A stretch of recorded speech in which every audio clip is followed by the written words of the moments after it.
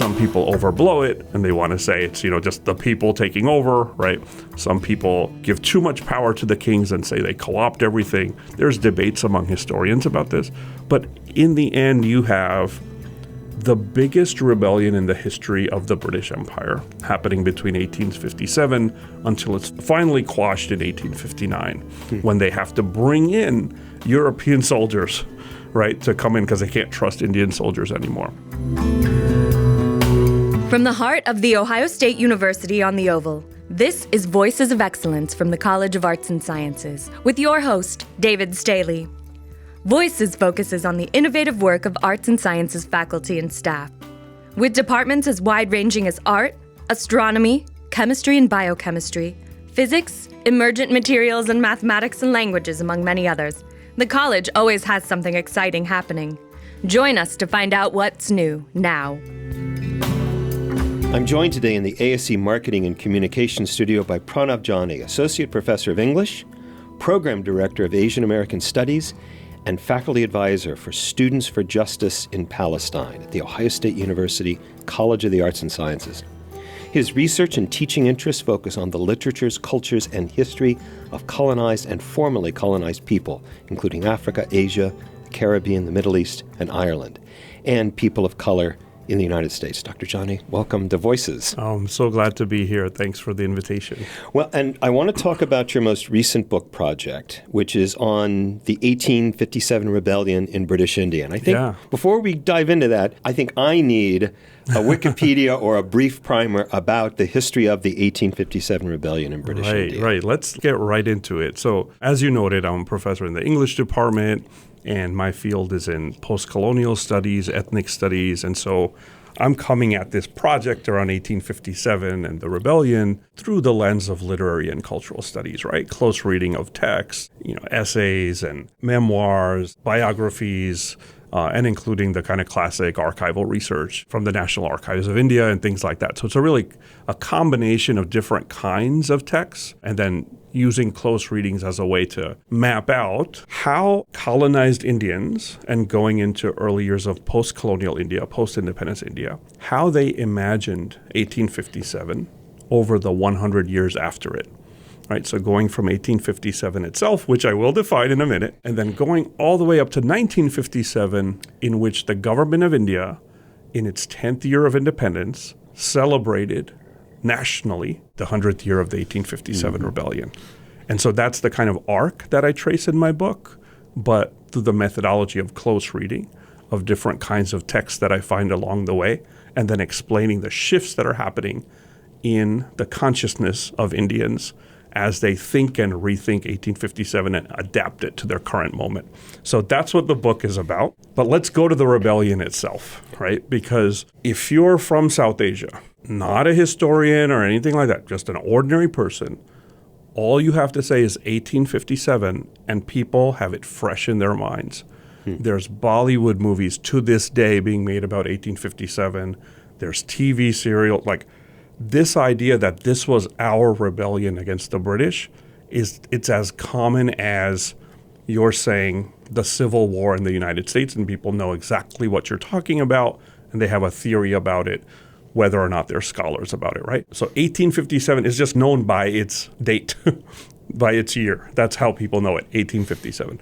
I'm saying 1857 rebellion to counter the way most people anyone who has heard about it in circles in the U.S., whether scholarly or activists, probably knows it as the 1857 mutiny or the Sepoy Mutiny. That was the British imperialist version of the events that happened. They had an interest in saying this was just a rebellion within the army.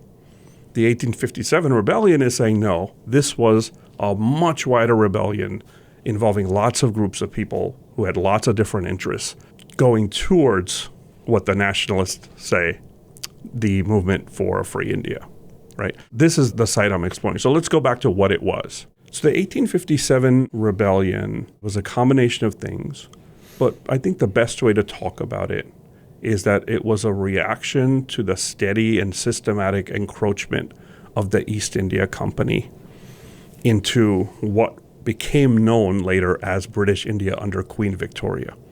So in 1857, it's still under the East India Company. But by that time, right, capitalism is coming in. India was a trading partner for goods. If we look at English novels in the century before that, you'll see all of the items, right, Indian-made cloth that was now appearing in different households of the rich and even of the working class in England, right? India was a trading partner. But with capitalism coming in, India begins to shift from a place that produces things and trades through the East India Company to a proper colony, a place for raw materials, a place for labor, where cotton, indigo, and other things are taken from India, sent to England, and manufactured into products in factories there. And so India actually becomes, like the other colonies, but India in a very specific way, India actually becomes a huge engine for the Industrial Revolution itself and for the growth of Britain. And so that translation from a trading partner, right, to a colony, that's the cusp at which the 1857 rebellion is happening. So if we think about the 1857 rebellion the way we think about the 1848 revolutions in Europe, right? The way we think about any huge uprising that's created by this tremendous change being caused by the Industrial Revolution, even the U.S. Civil War should be put in that history, right? Although in the case of the U.S. Civil War, the victory of the capitalist forces results in this progressive change of the end of plantation slavery. But in places like India, the victory of those capitalist forces actually produces the greater and deeper colonization and exploitation, of India. And then on from India, we see the rise of imperialism across the rest of the 19th century, right? So Indians actually not only were victims of this process of colonization, think about this huge wave that's happening, but they were also often the forces through which that colonization happened, because Indians made up the army under the East India Company that was then shipped around for conquests in Afghanistan and Burma and all over the place, right? And then we see, going all the way up to World War I and World War II, often when we say the British were in XYZ place, it's often Indians in the British Army along with Africans and others, right? So we take that dynamic. On the one hand, India is being transformed. People who used to be producers are now turned into workers, or they're jobless, right? Because all of these courts and other kinds of local models of government are being destroyed and being taken over by the East India Company, which is setting up different models of government. So if we think of a huge devastation in terms of how land and property, is ownership and sale of property, if we think about a huge impact that's happening in terms of the destruction of artisans and the destruction of the producers, right? If we think about the toll that it's taken on soldiers in the Indian Army, who often have these kind of caste ideas and don't want to move from place to place, don't want to necessarily mix with people of other communities, but now are being folded together into this army at the behest of the East India Company. So you have kings and queens who are angry because their property is being taken away, right? There's these annexations from the East India Company that are becoming more and more. Indian kings and queens. Indian kings and queens, who are really big landowners, honestly. Often they were given titles of kings and queens by the British, who were trying to work with the existing elites to rule in previous years. Now there's just huge annexations going on. In short, you have people at the bottom of society who are getting enraged by all of the poverty and unemployment that's being created in these upheavals. You have elites and landowners who are getting angry. You have these soldiers within the military who are getting angry. You have a number of different people who are disaffected. And what happens in the 1857 rebellion, and why historians, and this is not stuff that I'm bringing out, so why historians call it a rebellion, is that it isn't just mutinies that happen in the army, but it's also rebellions that happen in the countryside and the active involvement of these kings and queens in organizing rebellion. So let me step back a little bit. So the spark is a mutiny in the town of Meerut, which is about 60 miles north of Delhi. And there had been all of these agitations going on, right? Like the broader kind of processes that I'm talking about we're getting a lot of people agitated in different ways. We're going to lose our culture. We're going to lose our ancestral land. We're going to lose our language. Missionaries are being supported, right? New models of education are coming in, some of which are actually good. They're letting people of lower and oppressed castes actually come into education. Not that the British were really interested in that, but there is that kind of move happening, right? And some of the things that are disrupting Indian society are actually changes that we might call progressive, that other progressive Indians are fighting for, like bills against sati, the kind of brutal practice that some people were still practicing of widows being burned on the funeral pyre. And this is something that is happening in a minority of situations that gets blown up into like, this is what Indians do kind of thing. That's a whole history about sati. But progressive Indians, liberal Indians, English-educated Indians had been pushing the colonial government to push for a ban on sati. They had been pushing for widow remarriage, right? And this idea that widows can remarry, et cetera.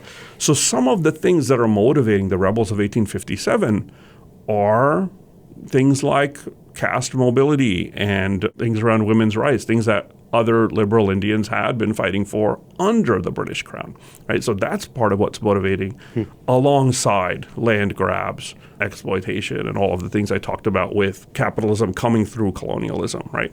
So in short, you have all of these recipes for discontent happening everywhere. The spark becomes this rumor, and this is what everyone loves to talk about. So I feel like I need to talk about it because people know about it, but then move on from it and give an explanation for it. So the spark becomes this mutiny that happens in the town of Meerut, 60 miles north of Delhi. There's been a rumor going on at that point for several months that there's a new Enfield rifle that's being used by the British, and that they're saying we need to use this rifle, it's more effective, et cetera, right? Technology always helping better killing and whatnot. And in order to use that rifle, you have to bite open the cartridge, the packet of the cartridge, and put that in the rifle. But the rumor was that that cartridge is greased with cow fat and pig fat. And so Hindus will lose caste, Muslims, this will be haram. They'll be excommunicated, and then they'll be ready to become Christian, right? And so the reason why we need to talk about the cartridge is because it actually is the spark for this uprising in Meerut, right? That then turns into a series of military mutinies all over northern and north central India, which then combines with rebellions in the countryside and different kings and queens taking the opportunity to take back lands that had been taken over by the British, right? So it does work as a spark. What happens in some of the British historiography, or at least the imperialist historiography, is it reduces what Indians want to questions of culture and religion. If you mess with their culture, right, it's an Orientalist kind of thing. If you mess with their culture and religion, they'll get very, very angry and they'll rebel. We don't have any instances where after the rebellions happened, when they broke open the armories and they took all the arms, I've never come across any instance where a rebel is like, I'm not sure I should use this rifle because it might have pig or cow fat. So if it's just a cultural thing, why would they break open the armories and use those same weapons, against the British? So it's not to say that those things don't matter, but the ground for the complete mistrust of the British government is laid by all of these deeper conditions. The British actually hear of this rumor for months in advance. They try to send people around to say there is no pig and cow fat there. They try to prevent this kind of thing, and people just won't have it. They just don't trust the British by that point at all. The patterns of racialization and segregation had been increasing along with this kind of tighter colonial control that was happening after the Industrial Revolution, and those divisions were already set. So the imperialist historians want to say the mutiny to name the whole thing. I'm saying let's acknowledge there were mutinies, but I'm calling the whole thing a rebellion, right? Yeah. So to just explain, when I use the term mutiny, I mean they're actually, soldiers rebelling against their officers. So when these mutinies happen, they're bloody, quite destructive, in the sense of they're turning their guns on British officers, they're killing their officers, they're setting fires to bungalows. Civilians who are British and European are being driven out of cities, right? So Meerut, for example, the whole cantonment explodes. There's a unity between the Indian soldiers taking off their red coats, right? Because they're red coats, taking them off, joining in with other peasant organizers. Historians tell us they had been organizing actually night after night and have been pushing for this mutiny to happen. They join together.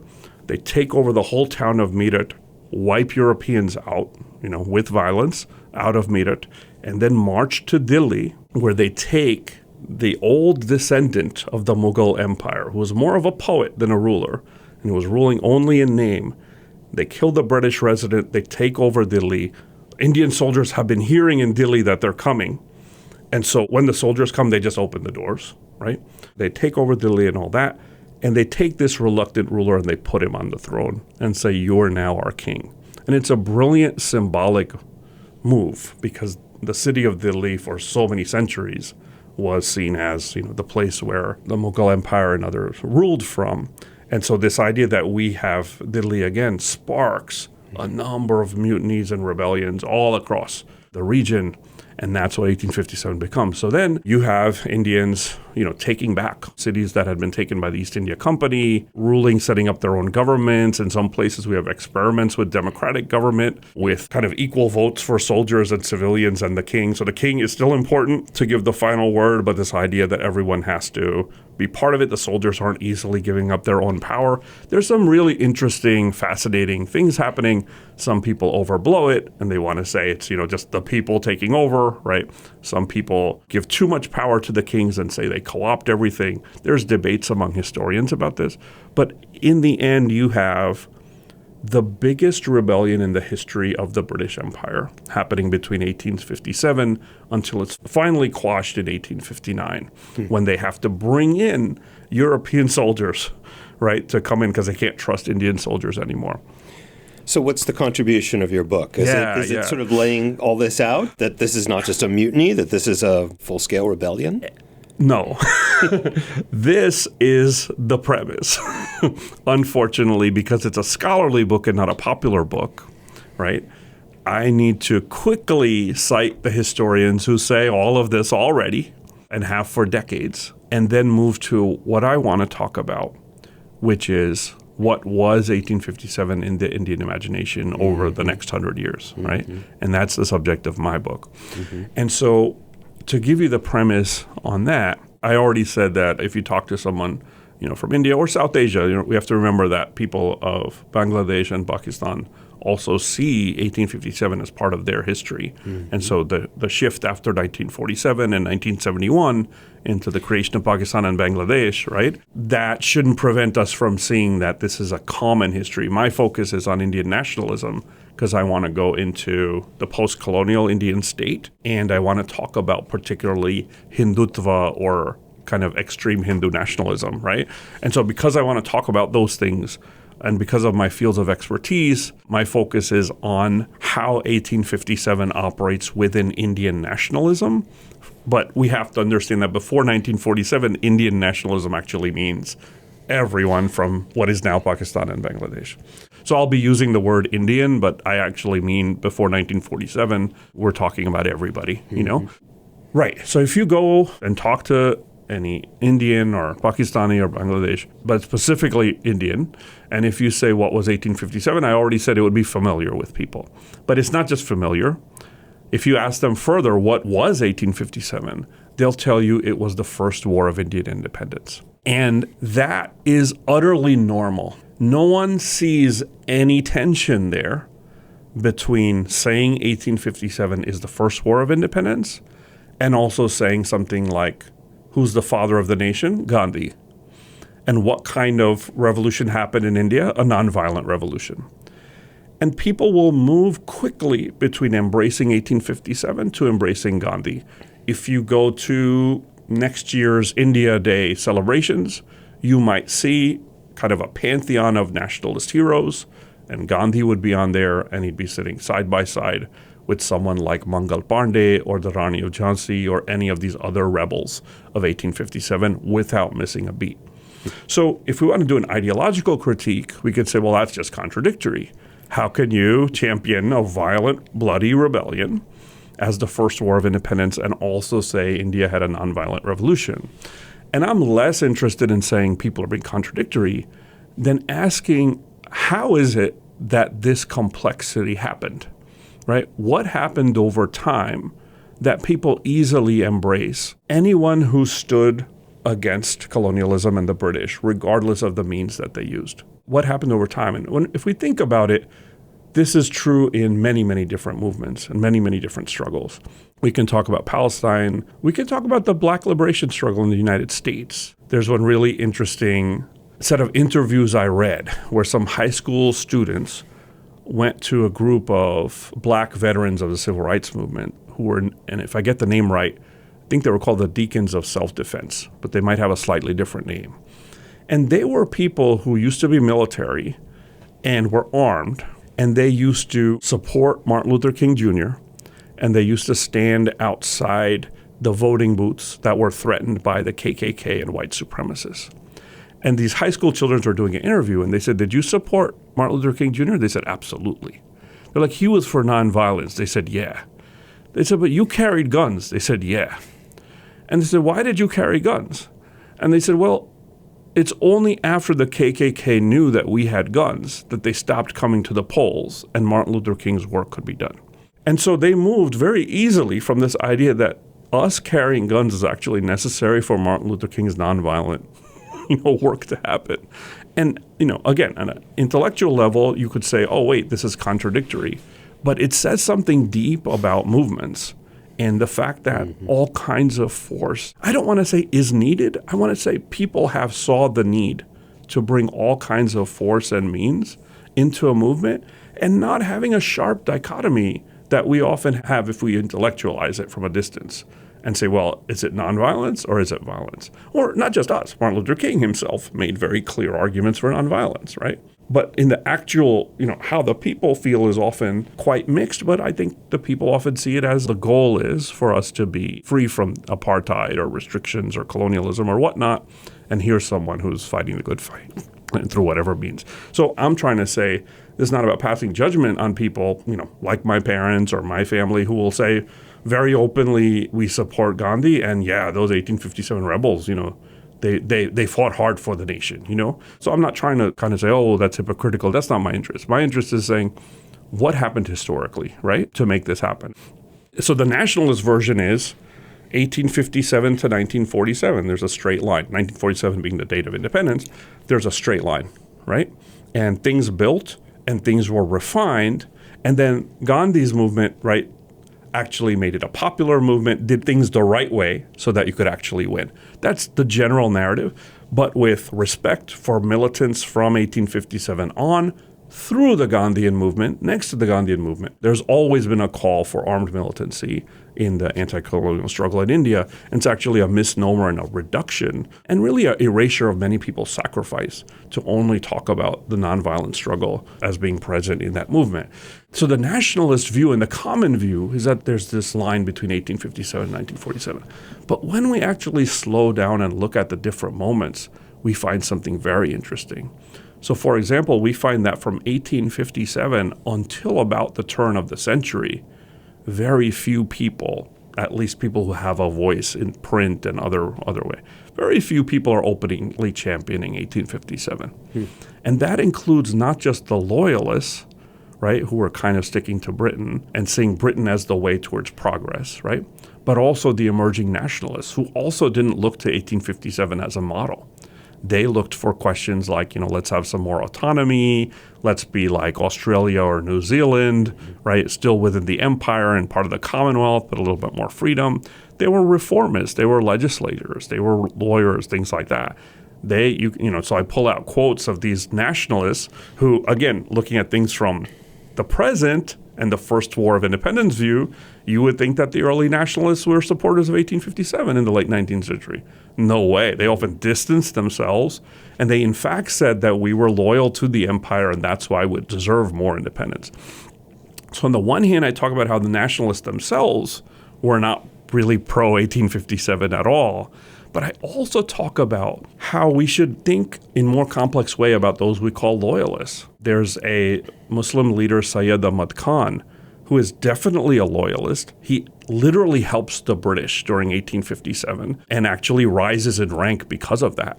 But he writes an essay in 1859 called The Causes of the Indian Revolt that is a blistering critique of the East India Company and how it was responsible for causing the revolt. So you get this loyalist who's trying to fight the idea that Muslims created 1857. There was a lot of Islamophobia being used, right? Trying to protect his community. He's a loyalist, but he's saying these critical things really about encroaching colonial capitalism that are amazing in terms of thinking about, under the guise of loyalism, what can we do? So what I do with the late 19th century texts, right, they're anti-caste warriors like Jyotiba Phule in that time period. And he's like, 1857 is the upper caste people's war. They just want to continue. He even says things like, thank God for Queen Victoria, because otherwise the Brahmins wouldn't have let us in their classroom. So I'm trying to draw out this like rich tapestry of the voices of the colonized that don't actually fit with this idea of 1857 as a vehicle for progress, but might even look to Queen Victoria and all that. So that's the 19th century. It's at the 50th anniversary of the rebellion in 1907, 1908, in that period, that an Indian revolutionary, Vinayak Damodar Savarkar, who is a student in London in a place called India House, and he decides to do a celebration of the 50th anniversary, right, to the great chagrin of all of these people who are looking at the rebellion as this horror, right, that happened to them, right? London society is really angry, but he holds this kind of 50th anniversary festival for revolutionaries. And there he gives the name the First War of Independence. He is opposed to Gandhi because he is for militancy. Gandhi's around. Gandhi's starting to visit London from South Africa. He's condemning acts of militancy against the British. And Savarkar is like, absolutely not. Not only is this our duty and what our ancestors did in 1857, but also this is what we need to do now. And so he publishes a book on 1857, sneaks into the British Library, publishes a book using archives, and he calls it the First War of Independence, right? But that's still a minority view. So I talk about that, but that same Savarkar, after he's jailed by the British for being a revolutionary, in jail in 1920s, he writes a book called Hindutva, The Fundamentals of Hindutva, basically. And he's literally the father of Hindutva. So on the one hand, you can say, wow, here's a militant anti-colonial revolutionary who's bringing 1857 back. That same person is the founder of Hindutva and Hindu nationalism. So this vector we may want to ascribe to Savarkar as progressive and anti-colonial and all that also gets a little bit complicated by the fact of what kind of India does he want? He wants a Hindu India. So I kind of explored that, along with the fact that many left-wingers emerging in the early 20th century who were anti-colonial also took Savarkar's book and used it, Communist Party, the Ghadar Party of San Francisco, a revolutionary nationalist party of Indian workers on the West Coast in San Francisco. They're called the Ghadar Party. Ghadar means rebellion, and they're referring to 1857. They're saying we need a new rebellion. We need to organize ourselves in the U.S. where it's fairly safe and bring Indians into India who are armed and to foment a rebellion there. And there's deeper layers there about how they're Sikh and how they're Sikhs in the Indian army and the way that they're trying to work that, which I won't go into right now. But I'm just saying that I'm constantly interested in complexity in the story, right? So here you have Savarkar, a revolutionary, but a Hindu nationalist revolutionary, who was bringing 1857 into modern nationalism. That's being used by left secular forces, including Communist Party, who are starting to recruit, and people like the Ghadar Party of San Francisco, who have their newspaper circulating in all the places where Indians are in the world with excerpts of Savarkar's book, which is quickly banned, saying, kind of popularizing the 1857 as our first war of independence, right? And so I kind of look at that and how that's still a minority view. Gandhi still hasn't emerged, but it's sort of being brought out by these radicals. And then I move through other series of texts through the 30s and the 40s until finally even the Indian state in 1957 is saying we need to celebrate the 100th anniversary of 1857. I'll just jump to that for a minute. I look at the records of the committees discussing how should we celebrate 1857, because they have a problem. It's 1957, and the Bandung Conference has already happened. The conference of African and Asian unity of either emerging independent states or newly independent states that happens in Bandung, Indonesia, which is a peace movement, which says we're against the Cold War. We're against this idea of there's an American way or a Russian way. We're the third world. We're a third way. We're for non-alignment and we're for peace. We're against nuclear weapons and all that. And Nehru, the Prime Minister of India, is one of the greatest symbols of that. How do you celebrate the 100th anniversary of a bloody rebellion and also claim to be the representative of peace in the world? And so this kind of, again, these moments fascinate me of complexity, right? And so you see Nehru's commission constantly saying, we're going to celebrate this because this is a nationally significant event. But the British are our friends now, and we stand for peace now, and we need to project that as well. So on the one hand, my argument is that they make 1857 national because the rebellion happened in northern and north-central India, not in the south, not in the west really, not in the east really, not in so many parts of the nation. But how do you make it national? Yeah. And so the state literally organizes, here's what everyone is going to do. We're going to have, what's your state's contribution to 1857? Write a book. Who are your heroes? Make a monument. Every school is going to talk about 1857. So on the 10th anniversary of independence, it becomes this era of national pride. But in that city of Meerut, where the rebellion started, they said, we're going to celebrate May 10th, 1857, which was the date of the rebellion. And an emergency telegram goes out. No, you're not. We need to be peaceful. We're celebrating 1857, 100th anniversary on August 15th, which is Independence Day. They try to fuse the story of 1857 into the story of the nation. The icon I really look at is this stamp that they produce. Postage stamp. Postage stamp. Commemorative postage stamp. There's one stamp, beautiful stamp, of these rebels with swords upraised, and who are going into battle. Nehru and the committee say absolutely not. The one they finally pick is this queen, this rebel queen, the Rani of Jhansi, who actually was trained as a warrior and died fighting the British in battle in 1858, which is a brilliant story, and she's become the most popular rebel of 1857. The stamp is of her with her sword upright like a sentinel, right? Like a guard. And that becomes the commemorative stamp, right? This idea that it's a history of militancy we're going to revere, but now it's going to be used towards peace, right? And I trace the rise of this figure of the Rani of Jhansi through the 1930s with an epic poem written by a woman who was herself an activist in the Gandhian forces.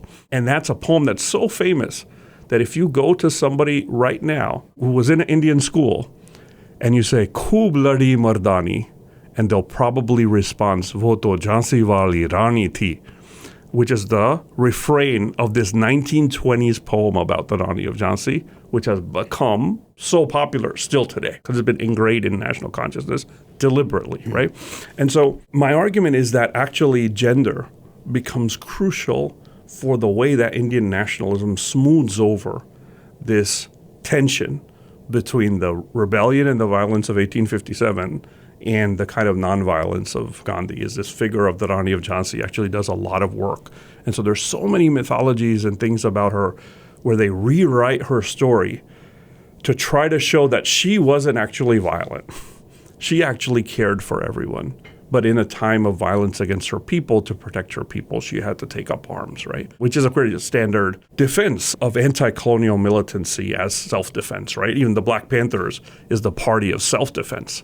It's the idea that our violence is not for the sake of, killing people. Our violence is what we need to do for self-defense. And so what I try to do in this history is take different moments to show how the story changed and how in each moment different activists, different writers took 1857, projected on their vision of freedom and their vision of what progress looks like, and tried to bring it into the nation. And ultimately, the nation itself kind of adopts this narrative, But then we're left with a bit of a crisis for those of us not enmeshed in the narrative of what looks like a crisis of origin stories. So it's an attempt to explain that.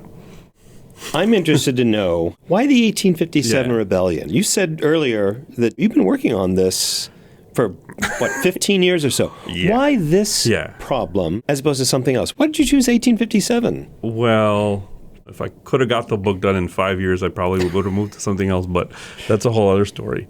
Looking backward, there's a lot of different motivations here. I think on one level, it's always been something that's fascinated me, right? So the way that this idea got ingrained in people's minds is so many TV shows, comic books, storybook, all this stuff. I can think of myself probably like 7 or 8 years old in, our Jersey City apartment, probably stretched out reading a comic book about the Rani of Jhansi, about this queen. And, who knows, like what kind of sense of power, does it give to a kid in a racialized society, right? About like, these are our stories, these are our histories, these are our people. There was a time where we fought off the British and that kind of thing. That was something that was part of my family consciousness way before I knew something called politics, the idea that we were anti-British and we fought them and got them out of our country. That was not even seen as politics. That was seen as part of identity, right? So I remember that, I remember my mom telling me that when she was 10 years old, she gave a speech, and she's a very vocal person, a leader in her community. And the first speech she ever gave was when she was 10, and it was about the Rani of Jhansi, this queen, right? And when I look back, that was 1957, and it must have been the speech in her school as part of this 100th year anniversary. So there's a bunch of those kinds of very personal connections. There's another kind of connection that comes through post-colonial theory. I had started really getting interested in Marx, in graduate school. I was like, oh, this guy, seems to be anti-capitalist, anti-colonialist, anti-racist, all that stuff. I was very excited by that. He was a contemporary of Lincoln, was celebrating the victory of the North and getting rid of slavery and all that stuff, right? So there's all this kind of stuff. And then I read Edward Said's criticism of Marx, where he said Marx was actually an Orientalist because in his early articles on India, he says no matter how brutal English colonialism is, it's actually bringing civilizational progress to Asia by introducing capitalism, which is going to break up the Asiatic mode of production and bring in modernity, right? So it's going to be a tough pill to swallow. And for Edward Said, this becomes the mark that every European thinker of the 19th century, whether left or right, was participating in Eurocentric thinking. So this shattered me when I read this. And then I had a professor, Professor Brantlinger at Indiana University, who came in and said, wait, Marx wrote 40 articles about India. And Said, he didn't tell me, but I figured out after, Said only quotes from the earliest ones of 1853. And then I read Marx's articles published by Moscow in a book called The First Indian War of Independence. Yeah. And you read the 40 and you read 1857 and Marx starts defending the rebels. And he's writing in London and there's all this racism about all these made up stories, many about rape and this and that and how we need the military, we need to crush the Indians. And he's saying, no, a group that is colonized might stand up and use basically any means necessary. So Marx says stuff like that. So my first article in 2002 was a study of Marx in India. And I argue that, and I do a different reading of Marx's article on India. I'm like, the Orientalism stuff is there. The Asiatic mode of production stuff is there. And it's borrowed from Hegel. But that when Marx sees the rebels in action, that's when his theory begins to shift towards giving some agency to the Indians. At one point, he says, freedom will only come to India when either the insurgent Hindus, he says, or the British proletariat overthrow the British capitalist class. That's very different than saying colonialism is good for you, get over it, right? And so I kind of, in 2002, I traced this argument that actually Marx shifts his theory a little bit in the face of the events in history. I make a parallel about Lenin shifting on his theory of the state, or Marx shifting on his theory of the state after the Paris Commune and things like that. I kind of make a parallel. Some Marxists say, oh, this is where Lenin gets his theory of national self-determination. I'm like, don't go that far. Marx is still in a certain time period, but there's more of an opening towards Indian agency, right?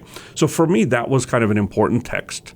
I went ahead and did the stuff I'm literally trained in, the post-colonial literary studies and all that. My book on decentering Rushdie, get tenure, all that stuff happens. But then after that's done, somehow 1857 is attractive to me. The Mersana Center of Security Studies here at Ohio State was giving grants, and I thought I might go to India to do this research.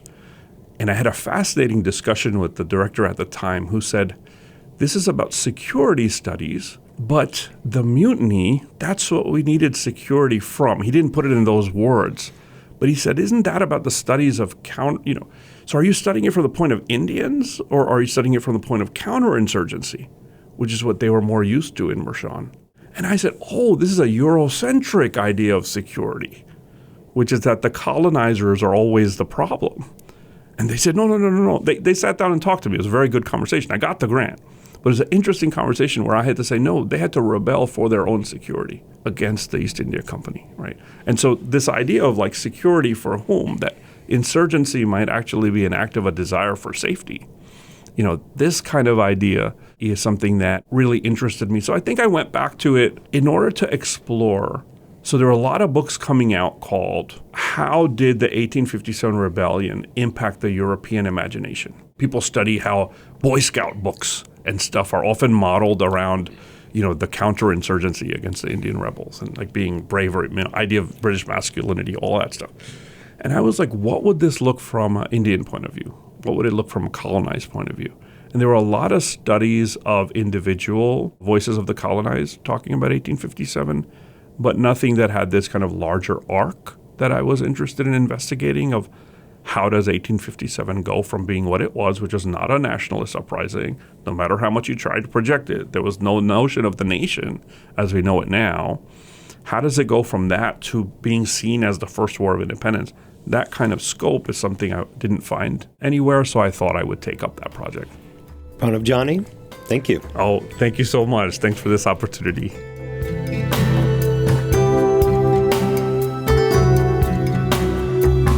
Voices of Excellence is produced and recorded at The Ohio State University College of Arts and Sciences Marketing and Communications Studio. More information about the podcast and our guests can be found at go.osu.edu/voices. Produced by Doug Dangler. I'm Jen Farmer.